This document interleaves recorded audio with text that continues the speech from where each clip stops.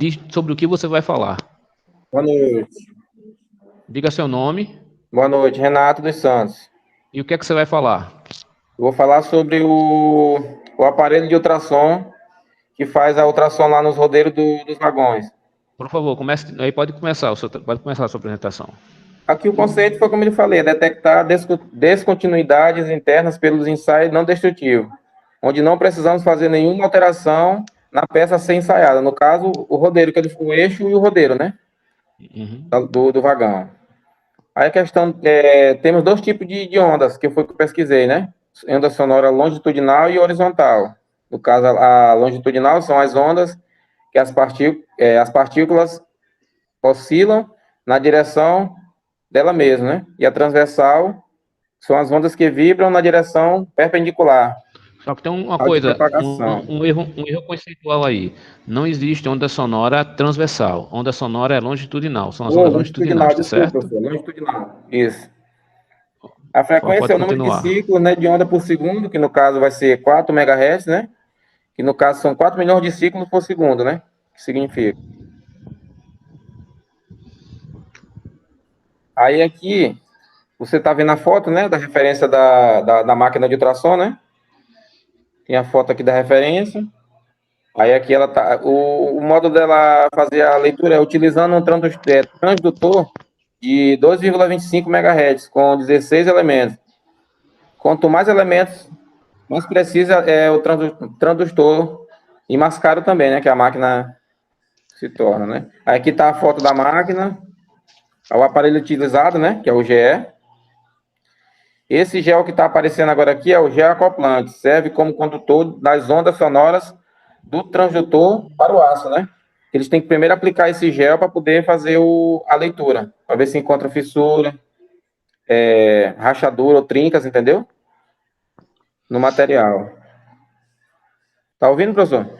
Estou ouvindo, pode continuar. Tranquilo. Aí o próximo slide aqui que está aparecendo aqui é utilizando, no caso, isso aqui é a sapata, né, que faz a leitura. É esse que eles vão colocar o gel, né? E vão colocar esse aparelho aqui, que ele que vai fazer a leitura.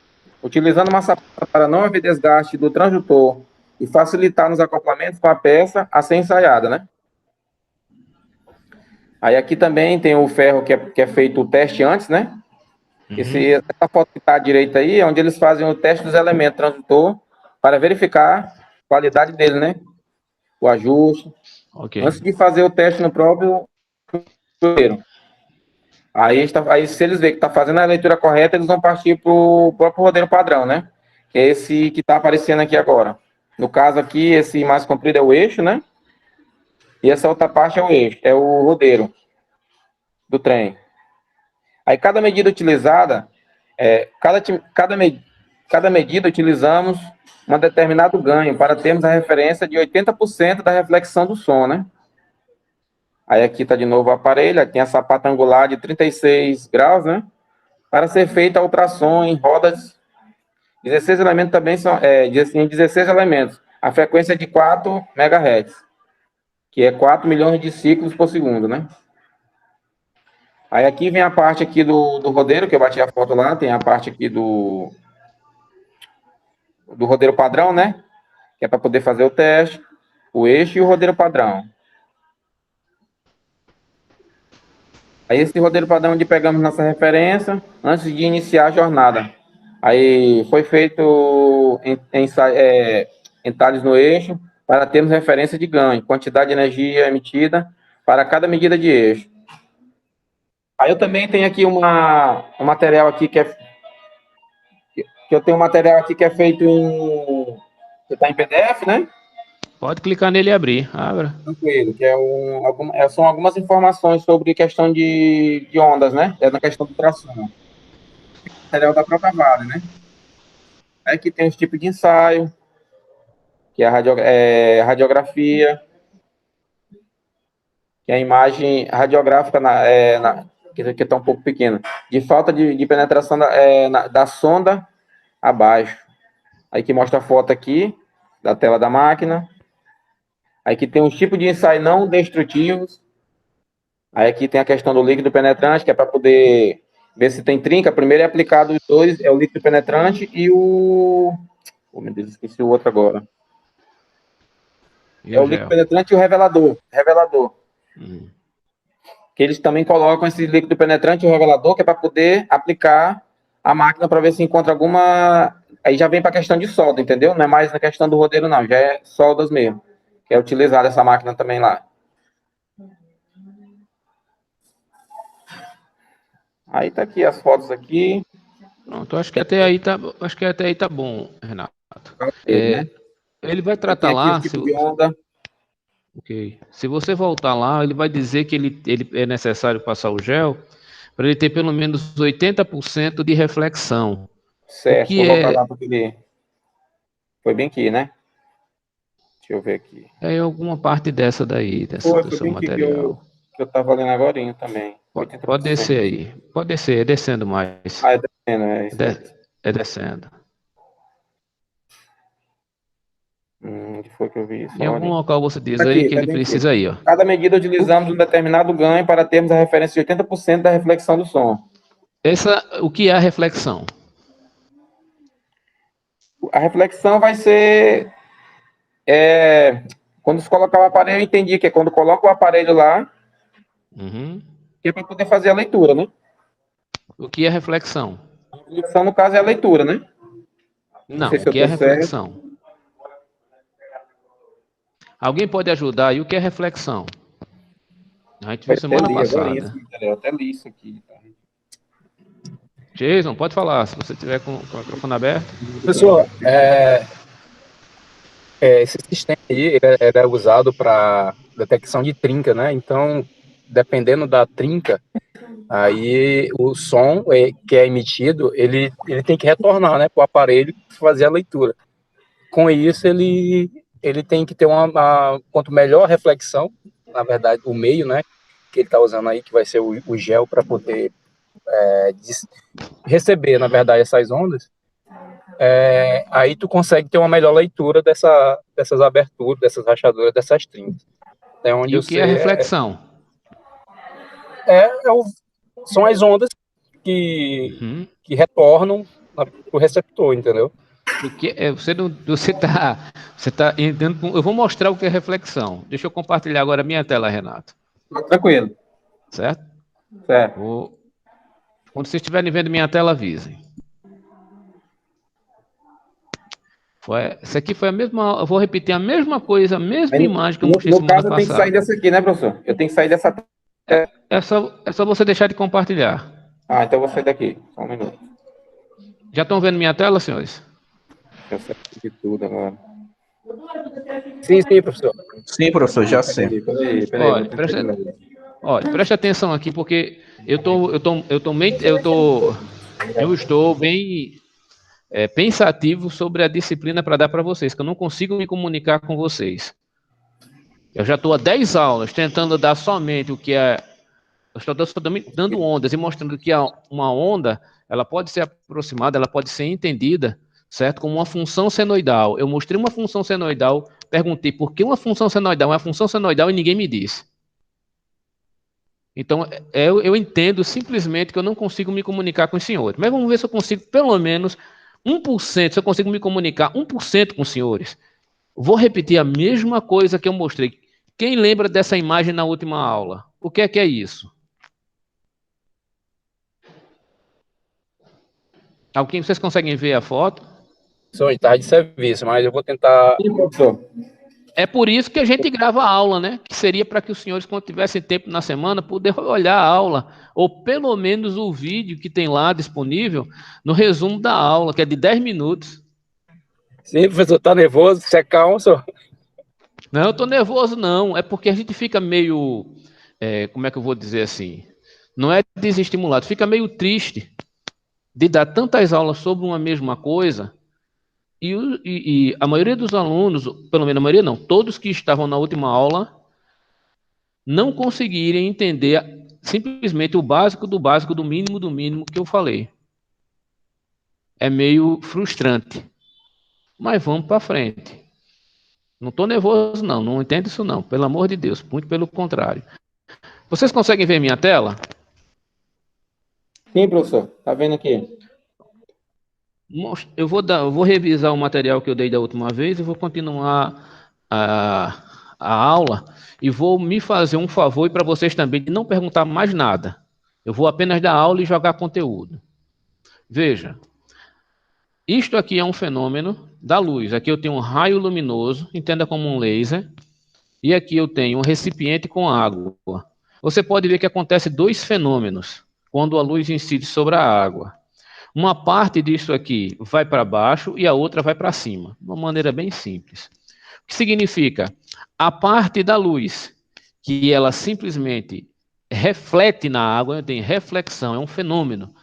A luz incide sobre a água e ela reflete, e essa incidência tem o mesmo ângulo, se eu tratar aqui da água como um eixo, esse aqui como se tivesse uma curva aqui chamada de normal, que é o ângulo, o eixo exatamente onde essa luz incide sobre a água, como está aqui, ó, isso aqui é o raio incidente. Se eu fizer um ângulo normal, aonde a água incide e ela for refletida, esse ângulo do eixo luminoso para normal, ele é o mesmo do raio refletido. Então, quanto mais eu levantar esse eixo aqui, mais esse raio também volta para cá. Ele sobe. Quanto mais eu baixar essa luz, mais esse raio também baixa. Então, se eu pegar essa luz e colocar ela exatamente aqui na normal, se eu pegar essa luz e colocar exatamente na normal, essa luz refletida ela volta toda para o meu amiguinho aqui que está emitindo para a minha fonte incidente, para a minha fonte de raio incidente. Então, isso é reflexão. Lá na máquina que você estava citando, o que acontece é o seguinte: ela não joga uma onda luminosa, ela joga uma onda sonora. E vai funcionar da mesma forma. Quando ela joga essa onda sonora, parte dessa onda é dissipada para os lados, mas parte dessa onda volta, ela reflete, voltando para o meio que incidiu aquela onda, que teve a incidência daquela onda. E isso é reflexão. Ele estava dizendo que daquilo que é enviado, ele consegue receber até 80% do que sai. Aquilo que ele está emitindo está voltando para a fonte em 80%. O coeficiente de reflexão é de 0,8. Tudo bem? Então, isso aqui é reflexão. Eu tenho uma onda, aquele material não vai ser uma onda de luz, vai ser uma onda sonora, ele vai estar passando por cima lá do metal, do aço. Quando ele passa por cima do aço, ele joga uma onda. Se tiver fissura, aquela onda retorna. Quando ela retorna, pela vibração, ele sabe se há ou não trinca, fissura, qual é a espessura, qual é o tamanho, simplesmente pela velocidade de retorno do som. A gente viu isso pelo efeito Doppler. Quando nós vimos o efeito Doppler, então a onda vai e ela volta. E ela tem uma velocidade. A onda se propaga a aproximadamente 343 metros por segundo, ao ar livre, numa temperatura de aproximadamente 20 graus. E a umidade relativa em torno de 80%. Então a onda ela tem essa facilidade de se propagar nessa velocidade. Se eu jogo uma onda e espero ela voltar num determinado tempo, se ela não volta perfeita, então eu sei que tem alguma coisa ali. Dependendo de como essa onda não volta, em que parte não está voltando dentro do meu leitor, eu posso determinar o tamanho, espessura, profundidade da trinca, eu posso determinar qualquer coisa. É o que é feito, por exemplo, quando você faz uma ultrassom de uma parte do seu corpo. A onda ela volta em camadas em velocidades diferentes. A onda vai e volta em velocidades. Essas velocidades diferentes é possível recriar a imagem tridimensional ou bidimensional daquilo que está dentro. É assim que funciona, ok? Alguém mais que vai trabalhar quarta-feira, perdão, e gostaria de apresentar o trabalho agora? Vou botar a nota do Renato.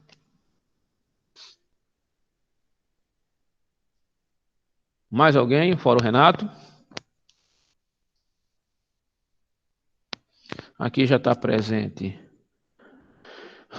O Zaqueu já está presente aqui também. Deixa eu botar lá quem está presente. Lorivan, Laerte, Jobson, Jason já está aqui. Fábio está aí não, né? Então, deixa eu ver quem já está presente aqui para colocar logo as presenças. O Cláudio também não está ainda. Fabri também não está. Eu sei que o Gabriel eu vi. Jason, Jardielson, está aí? Jardielson está. E o Laerte. Jardielson e Laerte estão aí. Laerte está aqui.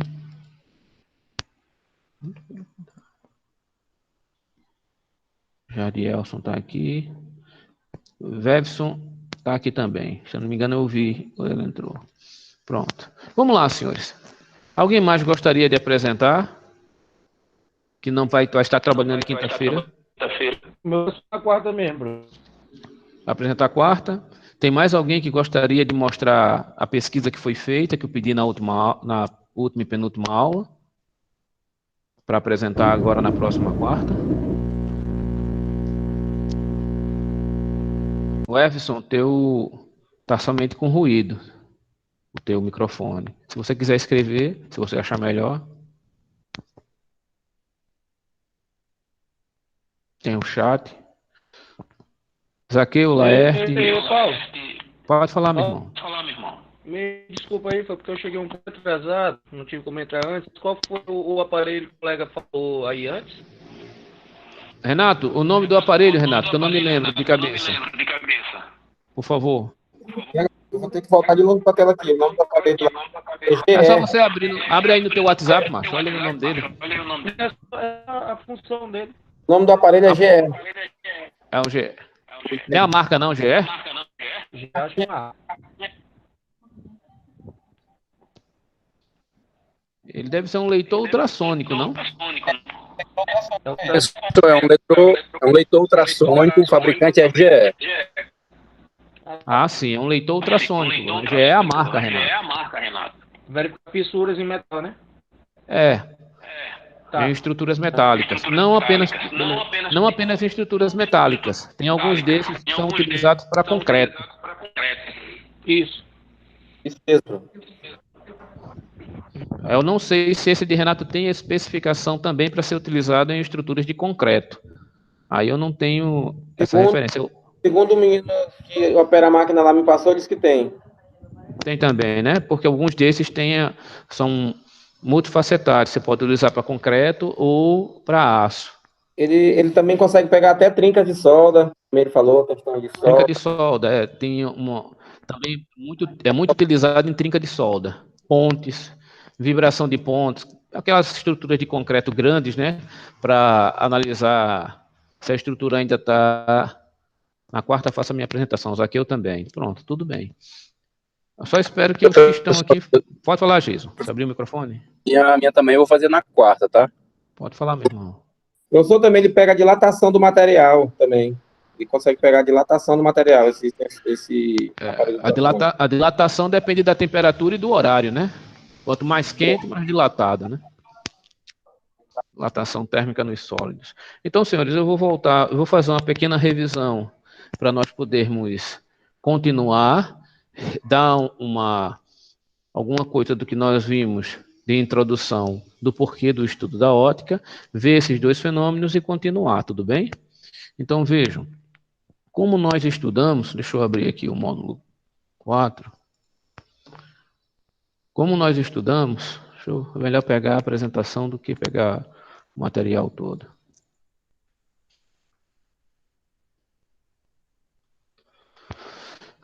Como nós vimos, as ondas, tanto acústicas, nós temos dois tipos de ondas, deixa eu abrir a outra aqui. Nós vamos ver dois tipos básicos de ondas. Nós vamos ter a onda transversal.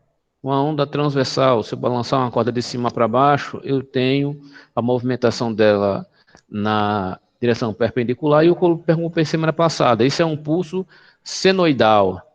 E por que é um pulso senoidal? Porque ele é orientado, ele pode ser aproximado a partir dessa equação.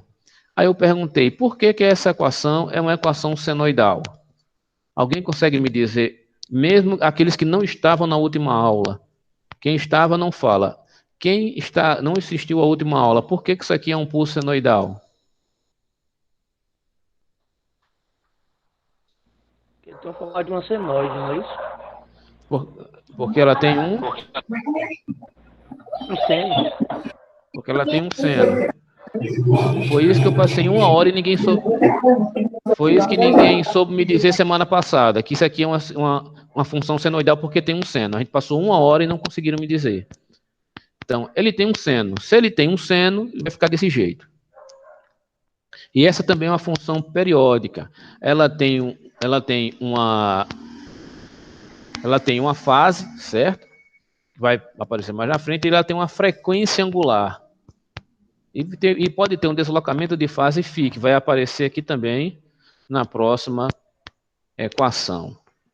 Ficando dessa forma, o meu φ vai ser o meu defasamento. Ele pode ser 0, ele pode ser π sobre 2, π sobre 4, 3π sobre 2, ele pode ser de diversas formas.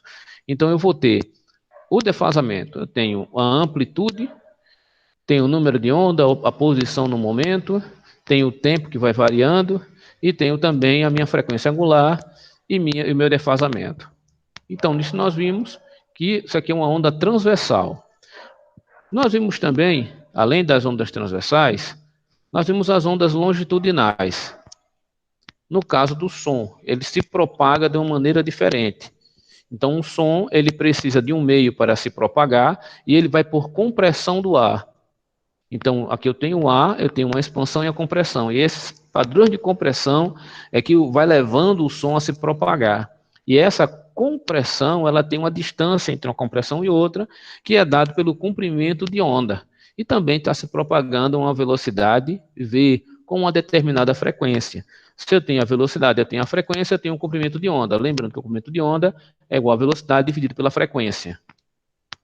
Então, eu posso aproximar não agora por um seno, mas por um cosseno. E qual é a diferença do seno para o cosseno? Do deslocamento da onda. No caso do seno, é a mesma coisa do cosseno, só que com um defasamento de 90 graus. Só isso. Então, eu posso escrever um seno e um cosseno, e eles vão ser defasados. Ok? Então, na onda ele vai ter uma amplitude e um cosseno também de um termo oscilatório. Um kx menos ômega t. E também pode ter um φ, que é o meu deslocamento em fase, o meu defasamento da onda. Então eu posso substituir esse aqui, posso descendo e botar esse φ lá no final, né? Pode. Vai dar a mesma coisa. Tá bom? Eu posso ver pelo deslocamento ou pela pressão que é feita. Lembre que eu tenho um deslocamento da onda e tenho uma pressão, a parte de compressão. Essa parte de compressão é uma variação da pressão, onde vou ter uma amplitude da pressão e também uma parte oscilatória da pressão, que é dada pelo seno. Onde nós já vimos que o seno por cosseno é um defasamento de 90 graus. Eu vou ter a mesma coisa, eu vou ter um número de onda, um posicionamento, uma frequência angular e um tempo. Pronto. Só isso aqui que a gente já viu. A gente já viu que tanto em ondas longitudinais quanto ondas transversais, quando elas se cruzam, eu posso ter o efeito que ela pode ser destrutivo da onda. Uma onda destrói, vai aniquilando a potência da outra, ou ela pode ser construtivo, vão ampliando a energia que está sendo propagada. Lembra, quando a gente fala de ondas, nós estamos transferindo energia, certo? Energia na forma de onda sonora. Pode falar. Para ela ser senoidal também, tem a questão também de iniciar do zero ou não tem nada a ver? Iniciar do zero, ponto zero? Não, quando você está olhando num osciloscópio, não tem início. Você pega a onda em para saber, né? Em um determinado histórico. Não tem isso de começar em zero, é apenas para nós identificarmos o seno do cosseno, só isso. Ok. Só que se eu estiver olhando no tempo, né? Se eu estiver olhando no tempo, eu posso até formar uma onda aqui. Deixa eu abrir aqui. Acho que eu vou abrir o MATLAB mesmo. Deixa eu abrir aqui o MATLAB. A gente pode fazer um seno e um cosseno que não apareça o zero. Aí você pode ver que você não vai ter diferença entre você ver um seno e você ver um cosseno. Você não tem como saber onde foi que ele iniciou. Então, isso aqui nós já vimos em ondas acústicas, certo? Nós vimos as ondas transversais, uma onda numa corda, pode ser uma corda de violão, uma corda que você gosta de brincar de corda. Nós vimos também as ondas acústicas. Nas ondas acústicas, nós vimos a propagação da onda acústica e nós vimos algumas aplicações. E nós vimos também o efeito Doppler. Ok? E até aquele efeito ultrassônico, que quando uma onda incide sobre a outra, até o certo ponto de você quebrar, você fazer com que as ondas se choquem uma na outra, e você tem aquele aquele estrondo, como o super-homem voa, né, que dá aquele estrondo, aquele está quebrando a velocidade do som. Ele está fazendo com que o móvel, aquilo que está se movendo, seja mais rápido do que a propagação do próprio som que ele está gerando. E faz com que os sons se choquem. Quando eles se choquem, eles geram um grande estrondo. Nós vimos isso também, esse efeito, esse fenômeno na última aula. Então, vou pegar aqui um seno muito tranquilo, certo? Vou pegar somente o seno de T. E aqui eu vou pegar só o seno de T com determinada amplitude. Veja, se eu colocar o meu π, eu vou colocar o meu φ 0.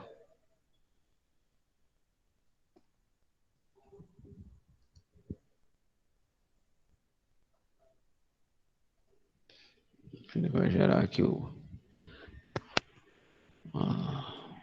só está aparecendo meia senoide. Aí, assim não dá para ser feliz, né? Vamos pegar aqui de 0, não. Eu vou pegar aqui de 3 vezes π até 10 vezes π. Vamos ver aqui uma coisa. Pronto. Eu estou olhando aqui, ó. Não tem 0. Tá certo? Cadê a figura 3? Eu lhe pergunto, qual dessas é o seno, qual dessas é o cosseno?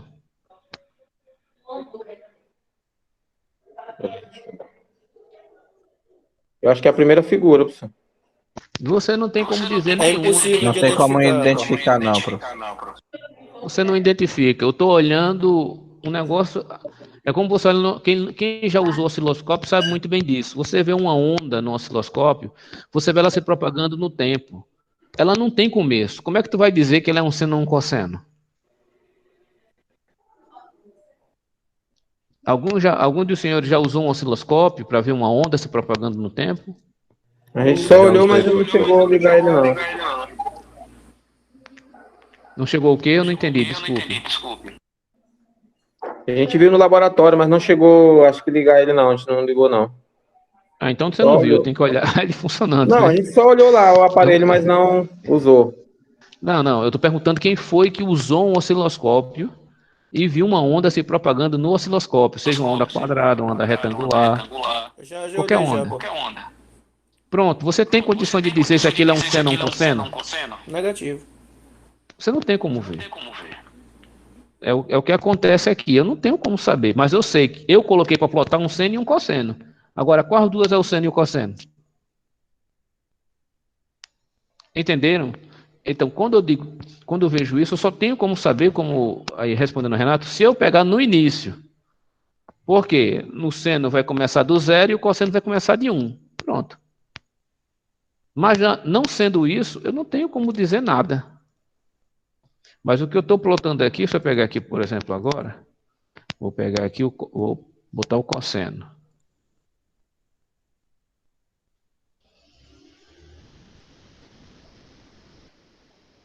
Veja, aqui eu estou plotando as duas. Certo? Seno e cosseno. Se eu agora pegar o meu cosseno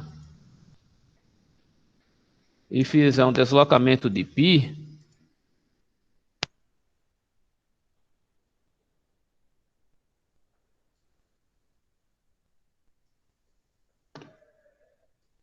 eu acho que eu plotei alguma coisa aqui meia troncha. Eu acho que eu plotei essa figura 1. Deixa eu ver o que foi que eu plotei na figura 1. Figura 1, x e y. T de x e T de y. Eu vou botar a bolinha aqui para ficar bonitinho. Eu vou botar... E Paulo, eu preto. gostava. A gente sabe que esses osciloscópios agora digital é uma mão na roda, né? Só o cara apertar lá o alto lá é show de bola. Mas aqueles osciloscópios antigos, analógicos, eu gostava de ver bacana essa onda se formando. Porque tinha um ponto certinho onde a gente botava ele que tu conseguia ver Que é ela quando se você mexendo. ligou. Era show de bola. Que é quando você ligou, né? Hã? Na hora que você liga ele. É. A gente consegue Não, ver ela se mexendo, é show de bola. é verdade. Isso aí é verdade.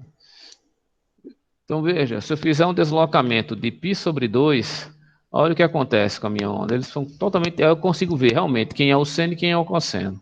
Consigo ver as defasadas em 90 graus. Tudo bem? Mas, voltando para o nosso conteúdo, e por que agora nós vamos estudar ótica? O que é que ótica tem a ver com ondas? É um feixe de luz, é verdade. Mas tem uma coisa, o feixe de luz, ele pode ser entendido como uma onda. E uma onda eletromagnética, a luz entendida como uma onda eletromagnética. A luz, ela também pode ser entendida como um fóton, cuja menor partícula dela, a menor partícula energética dela, ela vai ser a frequência vezes a constante de Planck.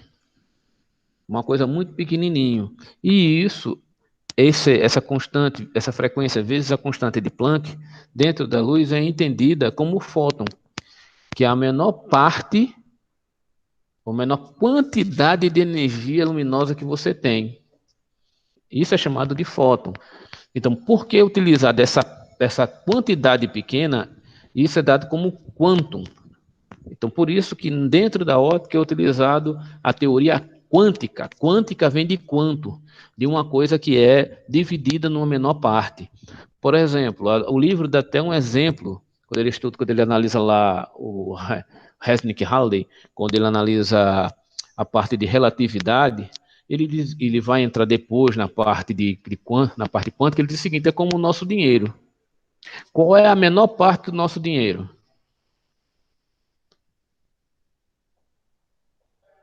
Que a gente usa todo dia. Alguém lembra? Qual a menor parte? Sim. É o centavo. Sim, sim, a moedinha, né? O resto é múltiplo de centavo. R$ 1 são 100 centavos. Não é isso mesmo? Positivo. Pronto. Aí você tem... Então, a menor parte que nós temos é o centavo. Então, nós podemos dizer que o nosso dinheiro é quântico. O dinheiro que nós utilizamos, ele é quântico, porque ele é dividido numa menor parte. E o resto, os outros valores que nós temos, são manipulações ou multiplicações desse menor valor, ou até divisões. Porque tem alguns até que colocam, vai comprar gasolina, né? Menos de 1 centavo, 999, ou seja, 1/10 de centavo, 1/100 de centavo. Mas tudo é baseado no centavo. Então, nosso dinheiro é quântico. Então, quando a gente ouve quântico, o pessoal acha que é um bicho de 7 cabeças. É só isso. É só isso. Aí você vê aqueles filmes como é o nome? Da Marvel, né? E não sei o que lá, quântico, o pessoal fica, isso deve ser difícil demais, né? Não, é quântico porque está analisando uma menor parte dele, que é que existe uma menor quantidade energética e dentro da teoria quântica é o fóton, vai utilizar a energia luminosa. Então, quando você analisa essas partes ridiculamente pequenas, eles têm determinados comportamentos. Certo? E a luz tem um comportamento estranho. Ela tem um comportamento de uma quantidade que utiliza um fóton, que isso é verificável, e também ela se comporta como uma onda. É por isso que se diz que a luz ela é uma onda-partícula. Ela pode ser analisada como uma onda, neste caso uma onda eletromagnética, então ela pode ser analisada como uma onda eletromagnética, mas ela também é analisada como uma partícula, que ela possui uma quantidade energética naquela partícula. Por isso que nós estamos estudando essa parte da luz como uma onda. Tudo bem? Sim, Ou não tudo bem? Sim, professor. Pronto. Então, como uma onda, nós podemos vê-la nessa primeira foto, que nós podemos tirar muita coisa daí. Então, o que é que nós vimos semana passada? Nós vimos que se eu tiver um feixe de onda que incida, eu vou ter duas componentes de onda aí. Eu vou ter um raio refratado dessa onda incidente e vou ter um raio refletido. Aí eu vou ter a lei da refração e a lei da reflexão. Na lei da reflexão, Veja, esse ângulo, esse feixe incidente incide sobre a água e uma parte é refletida e uma parte é refratado. Se eu traçar uma reta exatamente nesse ponto e chamar essa reta uma reta normal, está o nome dela aí, né? Uma reta normal a esse ângulo, θ1 do ângulo incidente, eu vou ver o seguinte, esse θ1 do ângulo incidente, ele é igual ao θ'1 do ângulo refletido. Essa é a lei da reflexão. Isso é difícil? Negativo. Não. Então, essa é a lei da reflexão. Só isso. O θ1 é igual ao θ1'. Significa que cada vez que esse ângulo mudar, esse ângulo refletido também muda. Se esse ângulo vier aqui para cima, então todo esse feixe vai voltar para a minha fonte. Então, quanto mais eu inclinar para cima, esse aqui também inclina para cima. Se eu fizer com que esse feixe de onda se aproxime do segundo meio, que é a água, isso aqui também vai descer. Alguma dúvida? É difícil isso? Negativo. Diga se não é muito empírico, você está vendo o negócio, não tem como errar. Se você quiser ter uma prova, vá para um quarto escuro, bota uma coisinha d'água e ligue um laser. E começa a movimentar o laser para cima e para baixo, que tu vai ver que ele vai movimentar ou não. É fácil, é empírico, é fácil de você verificar. Tá certo? Então, vamos agora para o segundo. A segunda lei, que é a lei da refração, ela também não é difícil. Veja, você concorda que o ar ele tem um índice de refração da luz? Ou seja, quando o ar passa pela luz, ele tem um índice. E quando o ar entra na água, quando essa luz entra na água, a água tem um outro índice que faz com que essa luz seja refratada. Veja, que ela não vai na mesma... Se ela tivesse o mesmo índice do ar, o que é que aconteceria? Nós iríamos esse raio passar direto, não é? Mas veja que ele muda de ângulo. Por que ele mudou de ângulo? Fala é a resistência que ele oferece, Paulo? Não é a resistência. Não é resistência, não. Significa que esse meio refrete a luz de uma maneira diferente do ar. Do ar. Ah, tá. Então não é a resistência que o meio oferece, não, né? Não tem a ver com resistência, tá certo? Tá. A luz, quando ela passa sobre o ar, como o ar é aproximadamente o índice de refração, então você quase não vê a luz dobrando, vê? Negativo. Só lá no buraco negro. Mas o buraco negro é outra coisa. Verdade. E vamos ter cuidado aí com esses termos, porque temos rapazes que sexta-feira à noite tem trabalhos auxiliares, né? Então, vamos ter... Isso, pode lembrar dessas palavras. Ó, um já se entregou aí, já se entregou. Ficou nervoso. Mas brincadeiras à parte, senhores. Então, se eu pegar um laser e apontar reto, certo? Como o índice do ar é aproximadamente 1, vai ser muito difícil eu ver essa luz se dobrando, ou não vai? Ela ser refratada com o próprio ar. Não vai ser difícil? Sim.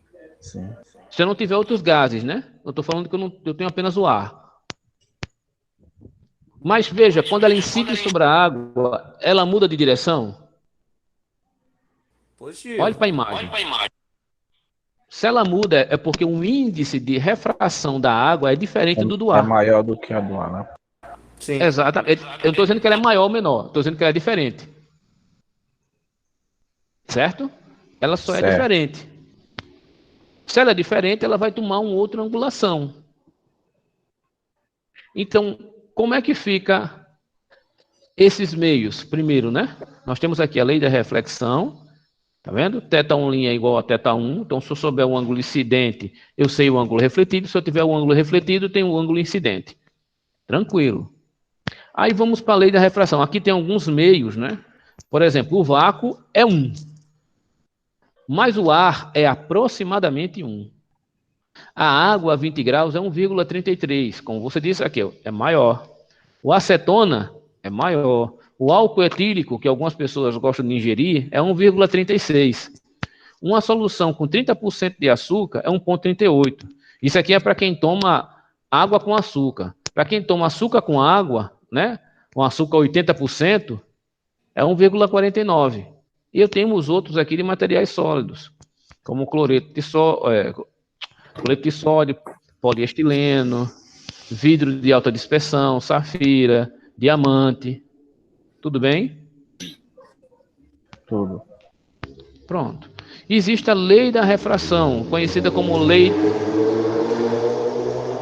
Desculpe, tem uns imbecis que gostam de botar esse negócio nessas motos, dá vontade de explodir. Deus me perdoe. Mas vamos lá. Existe a lei da refração, também chamada de lei de Snell. O que é que ela diz? Veja, eu disse a vocês que eu tenho um índice diferente da água e do ar, não é? Se eu chamar esse índice da água de N2, o índice do ar de N1, veja que eu tenho um θ1 da água em relação ao normal e eu tenho um θ2, um θ1 do ar em relação ao normal. E dentro desse meio 2 eu tenho um θ2, porque ele inclina, ele muda.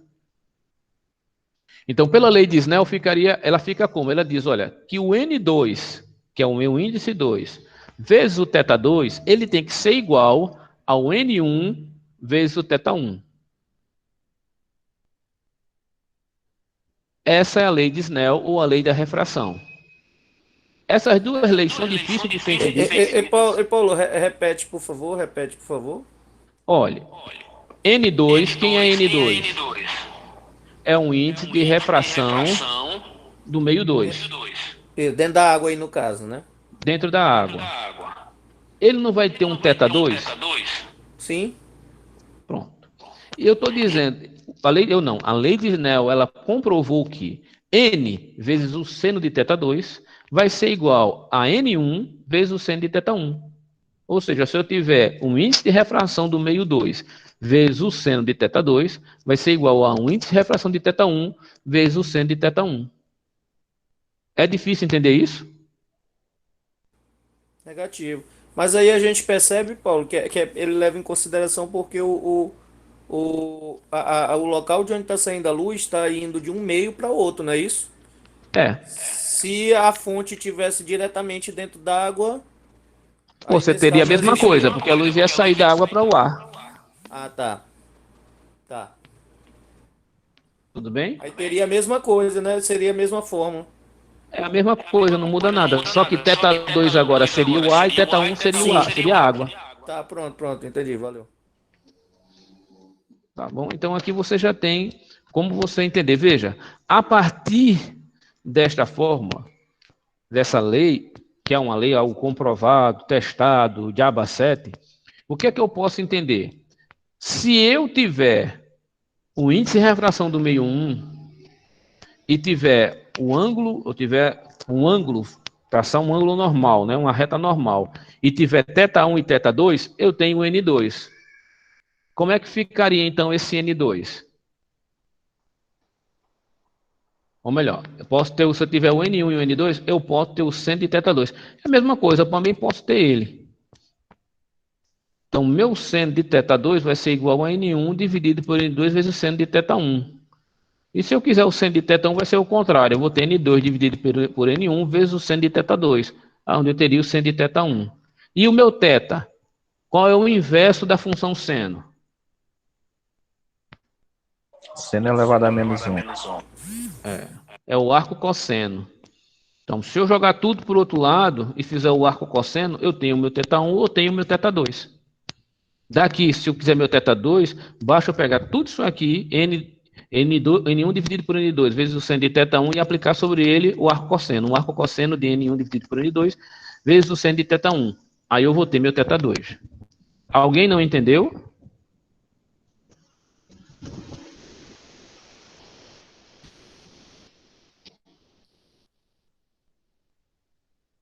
Alguém não entendeu isso que eu falei? Negativo, pô. Tranquilo aqui. Pronto. Se não entendeu, diga que eu abro o Word aqui e mostro devagar. O importante é entender. O que é que nós podemos ver aqui? Veja, se eu tiver dois meios, eu tenho o meio N1 e o meio N2. Tenho uma fonte, certo? De um feixe se eu traçar uma reta normal, ele vai ter um θ1, aqui eu vou ter um θ1', aqui eu vou ter um θ2 no meio 2. Se N1 for igual a N2, então a minha reta aqui, ó, vai direto. Então, meu θ1 é igual a θ2. Tudo bem? Tudo bem. Sim. É como eu botar um laser, eu estou dentro da minha sala e vou apontar um laser para o banheiro. É tudo ar, vai fazer que diferença? Nenhuma, né? Nenhuma. Tranquilo. Agora veja, se meu θ2 for maior do que o meu θ1, então esse meu ângulo θ ele vai se aproximar da normal. Quanto maior N2 for maior do que N1, mais o meu θ2 se aproxima da normal. E também, se meu N2 for menor do que meu θ1, mais meu θ2, certo? Ele vai aumentar, ou seja, meu feixe vai se afastar da normal. Aqui não é o θ que se aproxima, desculpe, é o feixe. Tá bom? Em B, N2 maior do que N1, então o meu feixe ele vai se aproximar da normal, menor o meu θ2. Se meu N2 é menor do que meu θ1, meu N1, então o meu feixe vai se afastar da normal e maior vai ser meu θ2. Alguma dúvida? Alguém não está entendendo até aí?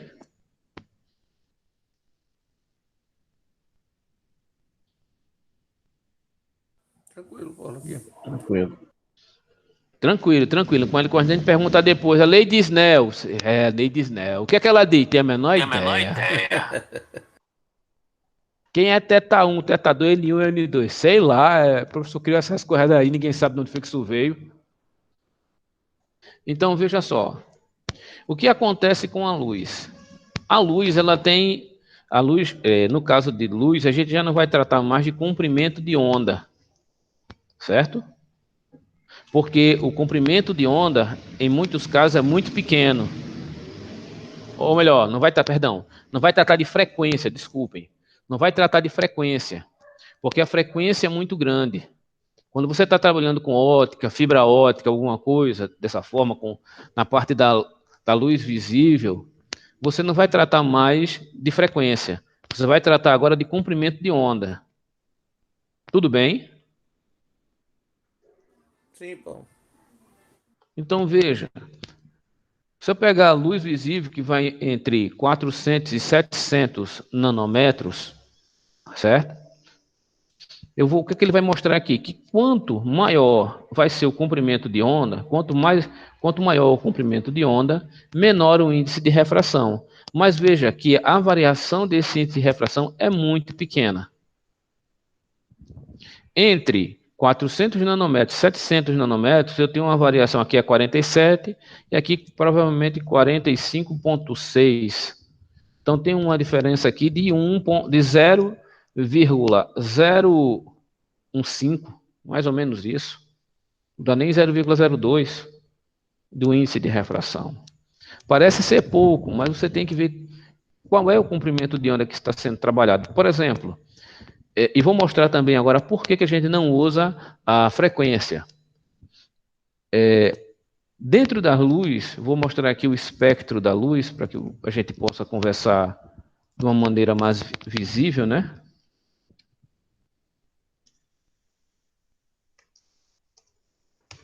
Vou ver se eu consigo mostrar aqui o espectro da luz visível, imagem.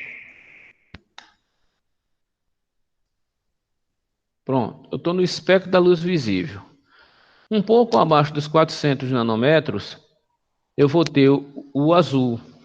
E tem o ultravioleta abaixo disso. E um pouco acima aqui de 700 para 800 nanômetros, eu vou ter o vermelho e depois o infravermelho. Tudo bem? Então veja, a frequência da luz visível, perdão, o espaço de comprimento de onda da luz visível é relativamente pequeno. Eu vou em torno de 350 nanômetros, 380 nanômetros, até perto de 750 nanômetros, 740 nanômetros. Agora veja, se eu pegar a luz azul a 400 nanômetros, qual é a frequência em 400 nanômetros? Alguém poderia me dizer em hertz? Como é que eu calculo a frequência?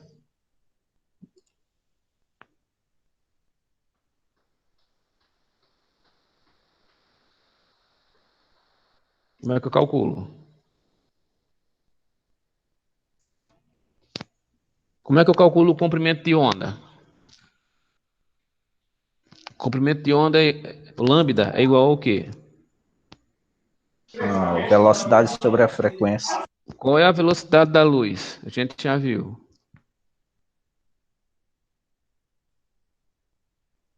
3 vezes 10 à oitava. Pronto. Eu não tenho uma frequência, eu tenho lambda é igual a C sobre F. Então, como é que eu consigo o meu F? F vai ser igual a C dividido por lambda. Meu lambda é 400, meu C é 3 vezes 10 à oitava. Quanto é que dá? 3 vezes 10 à oitava dividido por 400 vezes 10 à nona.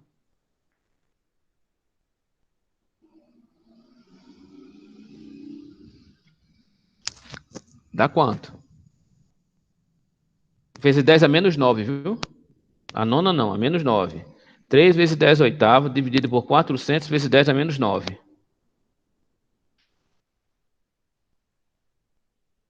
Quanto é que dá, senhores? Usei a calculadora, me ajudem. Entrou mais alguém na chamada para eu colocar Cláudio, né? Entrou Cláudio. Deixa eu colocar aqui a presença. Fábio não entrou não. Lorivan, só o Cláudio, né? Pronto.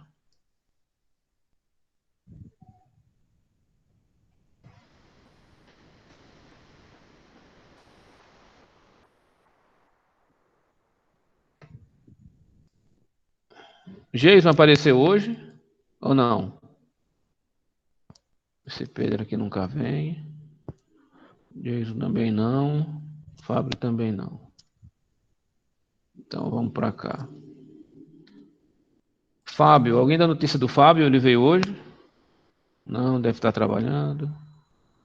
Roberval. Roberval tá aí? Roberval? Ele apareceu? Não. Ainda não. Lourivan, ele veio hoje? Apareceu hoje? Renato tá aí. O Rômulo? Não.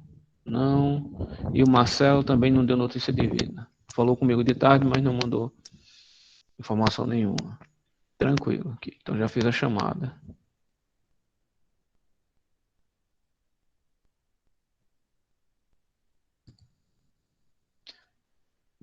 Não, tá errado, irmãos, aqui. Aqui tá errado aí a conta. Olha, vou fazer, se a gente consegue ver aqui. Eu tenho que ser... Acho que deu 75 vezes 10 elevado à 12ª, é? Exatamente, é isso aí. Elevado à 12ª. E quanto é 10 elevado à 12ª? Como é que eu chamo isso? Vamos lá. 10 elevado ao cubo. Tera, né, professor? Exatamente, é tera. 10 elevado à 12ª é tera. Então eu tenho quantos terahertz? 75 terahertz. É isso mesmo? Então veja. Alta frequência. Então eu vou ter 75 terahertz. E se eu tiver em 700 nanômetros, eu tenho quantos terahertz? 3 vezes 10 à oitava dividido por 700 vezes 10 a menos 9.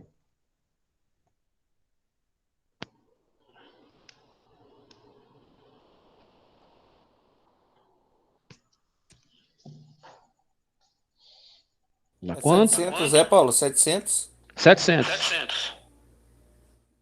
3 vezes 10 elevado à oitava. Dividir por 700 vezes 10 elevado a menos 9, é isso? Exato. Deu 400, 428, deu um valor diferente aqui, não deu... Deu muito Vai dar alto. menos 12 não, deve dar menos 14. Tem alguma coisa de errada aí no teu cálculo, não? Eu não sei. Ó, Deixa C vai ser igual a 3 é a oitava. E o que que eu tenho mais? Eu tenho que F não, perdão, lambda. Lambda vai ser igual a 700 a menos 9. É isso Então, mesmo. meu F vai ser igual a 420. C dividido por lambda. Olha aí. 428, alguma coisa aí. 1,14 vezes 10 a menos 15. Se eu multiplicar por 3, eu vou ter mil, eu vou 1142 terahertz ou zetahertz. 1,14 zetahertz. É muito alto. É zeta ou penta? É penta, né? É petahertz, né? Não é zeta, não, é peta. A 15ª, É, deixa eu ver aqui. 10 elevado à quinta. Ah, bom, então vamos botar aqui. Zetahertz.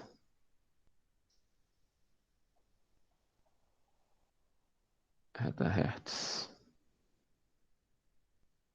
Agora é zeta ou é peta? Acho que é petahertz.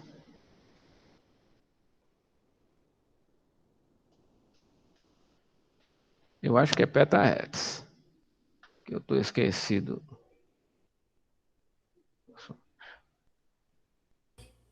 Que tem a escala, né?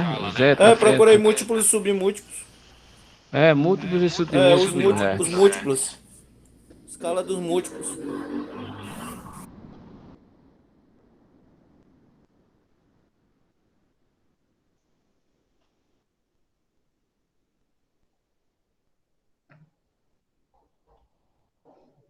Para inteira, mas não é aqui. Achei a tabela. Obrigado, meu irmão. É peta. Zeta já é 10 a 21. É tera, peta, hexa, zeta e iota. Petahertz. Então veja que é um negócio até difícil para você explicar o que é isso. Então, voltando Pois é, para muito cá, alto. Por esse quando nós motivo é que não se tratamos. trabalha a frequência, Paulo, que você falou? Não, porque por isso que quando trabalhamos com a luz, nós não trabalhamos mais com frequência, mas Só com comprimento de comprimento de onda. onda. Tudo bem? Ok, ok. Então, nós vemos aqui que um pouco abaixo de 400 nanômetros, nós vimos que é o vermelho, né? E azul, perdão, temos o azul, as cores mais frias. E perto de 700 e alguma coisa, nós temos as cores mais quentes. O vermelho.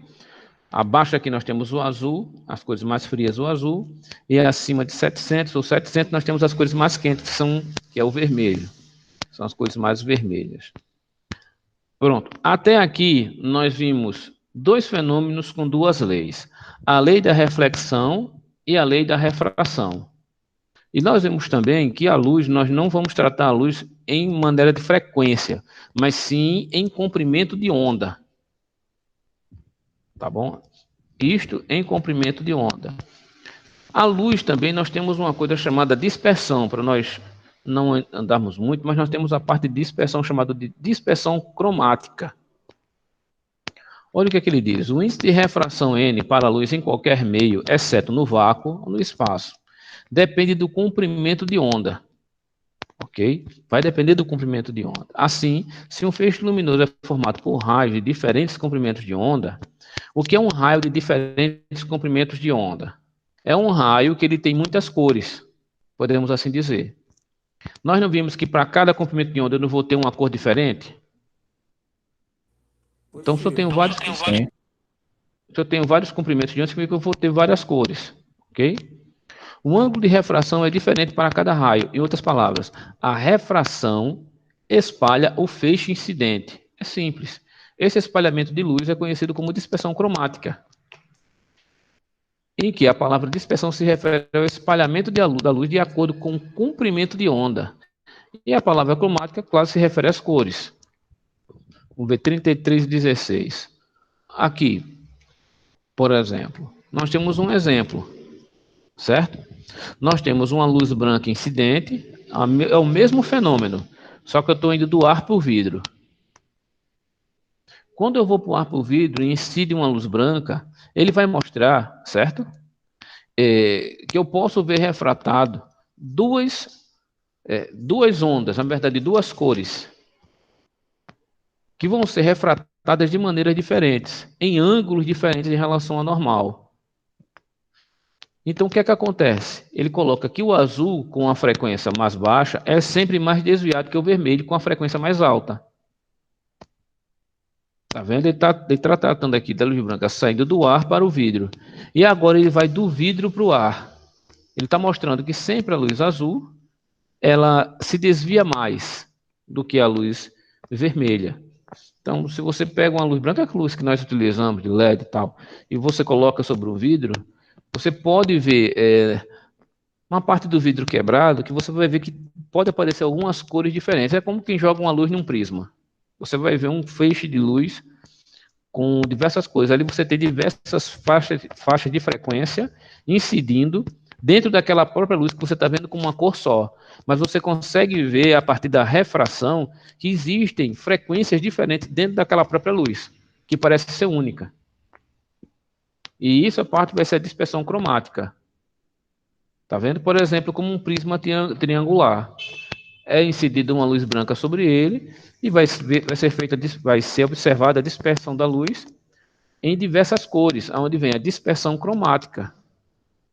E ela muda o ângulo de incidência. E esse ângulo de incidência, ele vai mudando mais ainda. Quanto menor o comprimento de onda, maior a dispersão, maior a variação. Ele dá um exemplo aqui também do arco-íris. Tá certo? Seria bom que vocês lessem isso. O que acontece? Eu vou até ler aqui. Você passar essa parte poética que não vem. Quando a luz solar, que contém raios de muitos comprimentos de onda, é interceptada por uma gota de chuva, parte da luz é refratada para o interior da gota. Ok? Refletida na superfície interna e refratada de volta para o exterior. Então, uma parte da luz, como a gente viu, ela é refletida, legal. Só que a outra parte vai para dentro da gota e depois ela refrate. Ela sai de novo de dentro da gota. Mas sai com um ângulo diferente. E ela volta de novo para o exterior. Então, a figura 33.21, que é essa daqui, ó, ela vai mostrar isso. A luz solar incide sobre a gota, parte reflete, a parte que vai para dentro da gota é refratada e ela muda de posição. Tá certo? Quando ela muda de posição, se eu tiver um observador aqui, ó, vendo um ângulo de 42 graus, por exemplo, ele vai ver essa luz sendo dividida em diversas partes do espectro luminoso, que é aquela diversos tipos de cores que nós temos, que vai desde do azul até o mais vermelho. Tá certo? Então você tem que ter um ângulo certo para que você possa observar essa diferença cromática dessas gotículas, dessa luz solar incidindo sobre as gotículas de chuva, sobre essas gotículas de água da chuva. E Paulo, então essa divisão de cores ela só ocorre na refração. Refração. Na reflexão não, né? Refração. Na reflexão não, né? Não. A reflexão é simplesmente a luz bate e vai para outro ângulo. Pronto. Do mesmo ângulo que ela está aqui. Agora, quando ela entra dentro do material, ela muda, dependendo da frequência, ela muda de ângulo. Quando ela muda de ângulo, aí você pode ver a divisão das cores. Ah, essa mudança de ângulo aí é que faz dividir as cores, não é isso? É que você percebe a divisão das cores. Só isso. É difícil de entender isso? Tranquilo. Pode falar.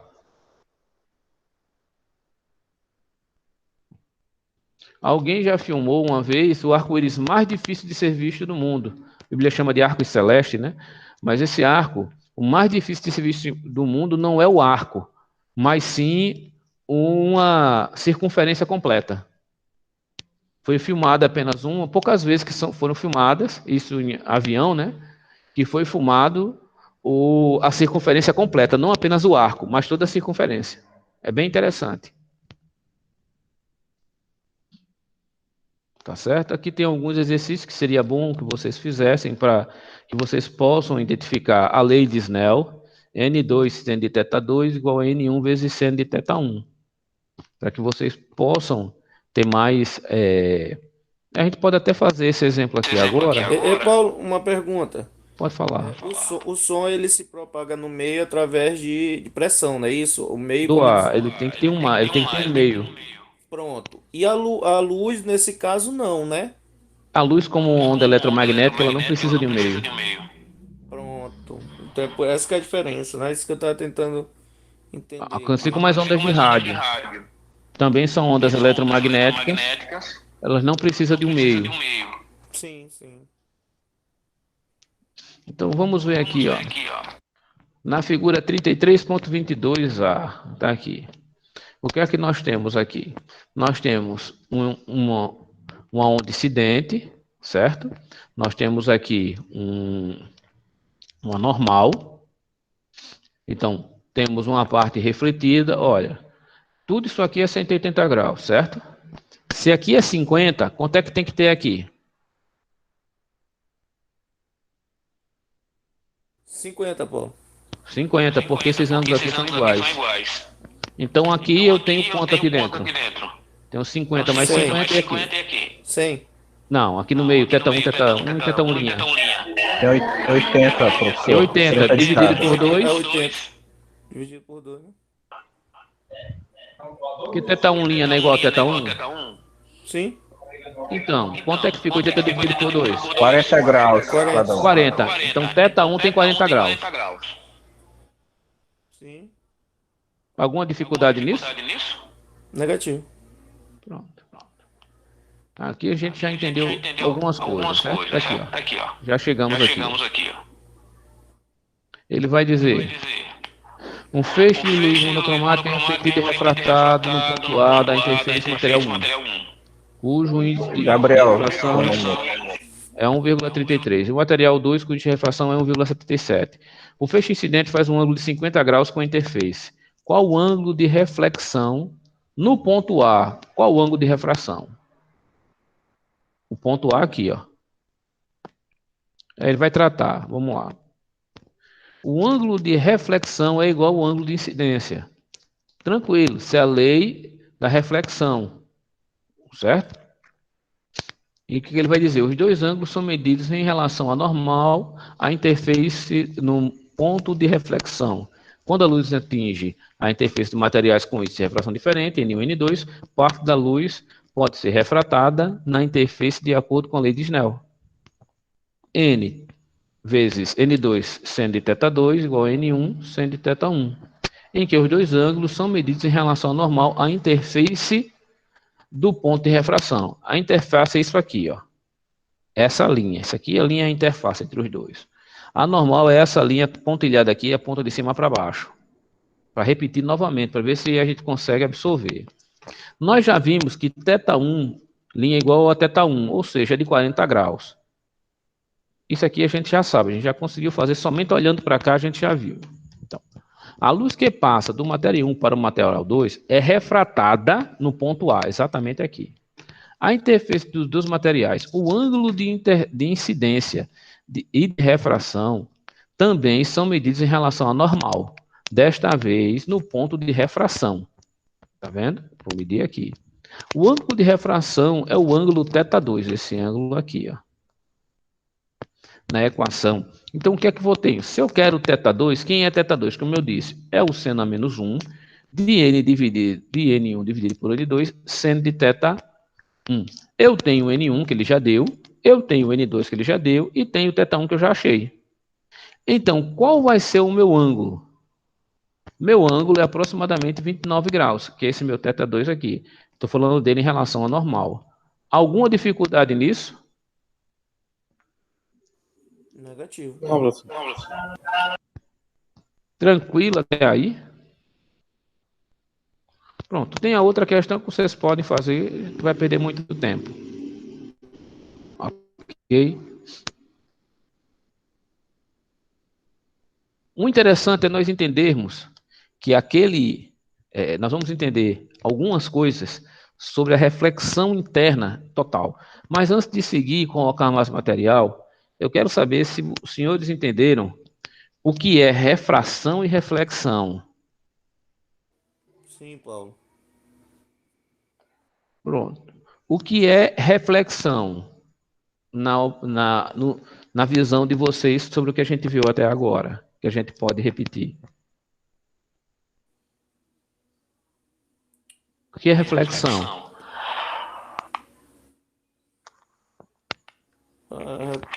A reflexão para mim é quando o ângulo é igual ao ângulo de, sei lá, como é que eu posso falar? Eu vou mostrar Quando ele é vou mostrar de refletido novo. com ângulos iguais, entendeu? Quando ele é refletido com ângulos iguais. Olha, reflexão e refletido é a mesma coisa, né? Isso. É, quando ele é refletido em ângulos iguais. Você está usando o pleonasmo. É, Reflexão é quando um determinado raio incidente ele retorna para o mesmo meio. isto. Isto é reflexão. Em ângulos iguais, né? E geralmente não. E pela lei da reflexão, o ângulo incidente é igual ao ângulo refletido. Pronto. Então, tem um raio, incidiu sobre o meio, voltou para o mesmo meio, o que foi que ele fez? Ele foi refletido. Voltou para o mesmo meio. Agora eu tenho um raio, ele incidiu sobre o meio, eles têm dois meios, um meio indo para um segundo meio. Ele agora passou por esse meio, ele não é mais refletido agora eu considero ele como refratado. Refração. Então, a refração, o raio passa por dentro do meio. Ok. Tudo bem? A reflexão, esse raio volta para o mesmo meio. Show de bola. Alguma dúvida até aí?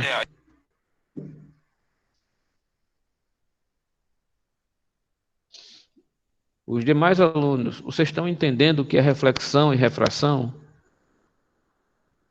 Ou não? Sim. Então, você conseguindo entender esse exemplo que a gente já deu, entender a lei de Snell, vou repetir porque a nossa aula já está terminando, né?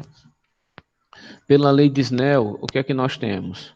Nós temos um índice no meio 1, que é um índice de refração do meio 1, não é índice de reflexão. Reflexão, a onda vai voltar para o mesmo meio. Então, eu tenho um índice de refração do meio 1 e tenho um índice de refração do meio 2. Certo? Se eu considerar o meio 1, eu tenho um índice de refração do meio 1 que vai multiplicar o seno de θ1.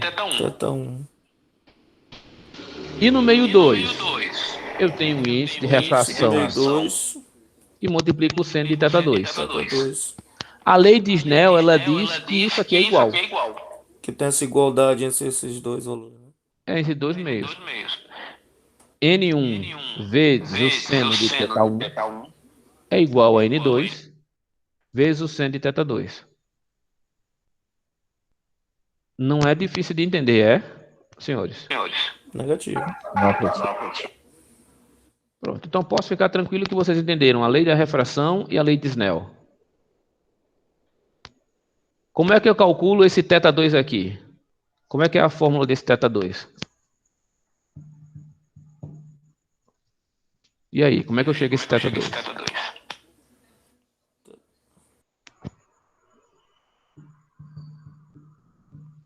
Pegar uma caneta. Isso é igual a seno elevado a menos 1 vezes.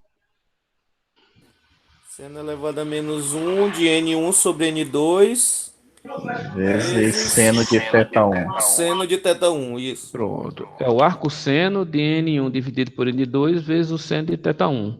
Tranquilo. Aí eu tenho o meu ângulo. Tá certo? E nós vamos ver depois o que tem um ângulo que é importante, que é o ângulo crítico. Vai ser interessante também nós vermos isso. Tudo bem até aí, senhores? Ok, bom. Ó, até o final do mês, ou seja, nós temos a aula de quinta, temos a aula da semana que vem na outra, para nós terminarmos a nossa disciplina. A gente ganhou mais 1 semana e meia, quase 2 semanas de aula, que vai até o final do mês. Tudo bem? Deixa eu parar aqui a gravação para a gente falar um pouco sobre os trabalhos. Pronto, deixa eu parar aqui a gravação.